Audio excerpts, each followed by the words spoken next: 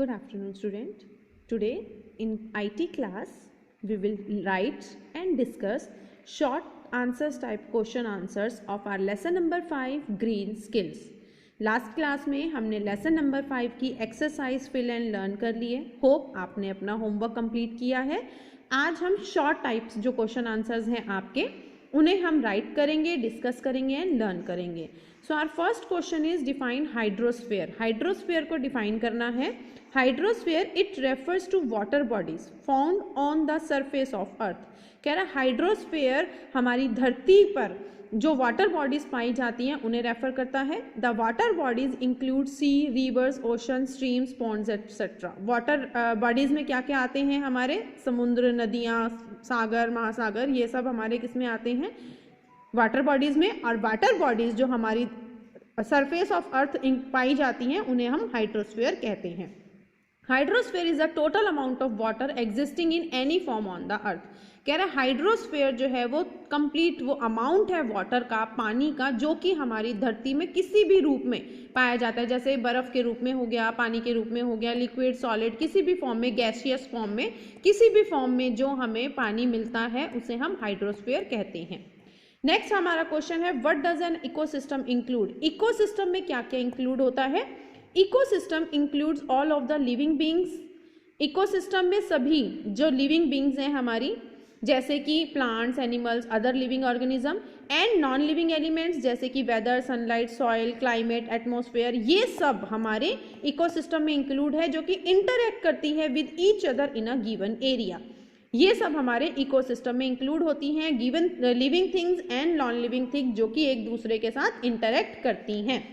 A pond is an excellent example of an ecosystem. कह रहा है पॉन्ड हमारा एग्जाम्पल है इकोसिस्टम का. अच्छा, the living beings in the pond, pond में जो लिविंग बींग्स पाए जाते हैं जैसे कि माइक्रो ऑर्गेनिज्म, प्लांट्स, एनिमल्स, ये सब हमारे लिविंग बींग्स होते हैं जो पॉन्ड में मिलते हैं.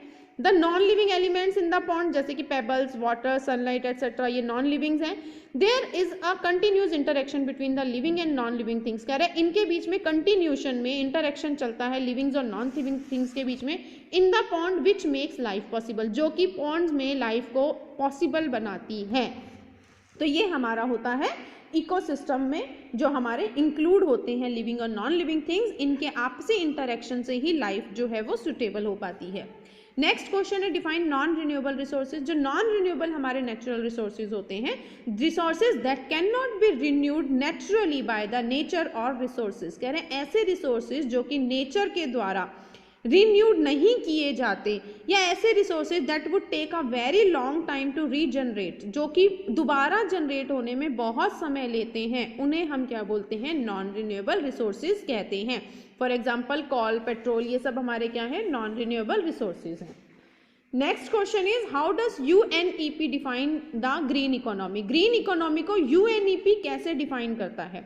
UNEP in the sense United Nations Environment Programme defines a green economy as one that results in improved human well-being and social equity.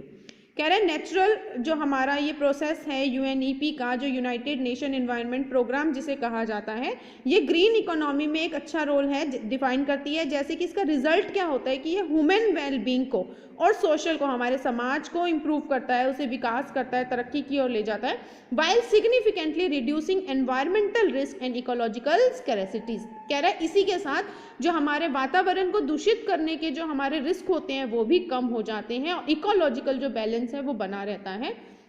The challenge is to find approaches to environmental management that give people the quality of life they seek while protecting the environmental system which are also the foundation of our well-being.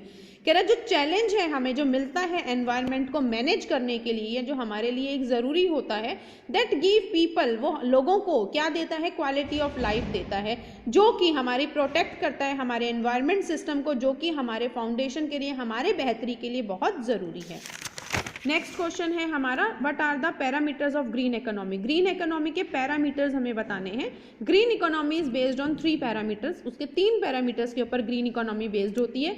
Sustaining and advancing economy, environmental और social wellbeing. तो ये है हमारे parameters of green economy. Hope आपको question answers clear हैं. आज का homework यही है कि ये short question answers of lesson 5 आपको आपकी नोटबुक पे राइट करने हैं और इन्हें लर्न करने हैं. Okay students, thank you.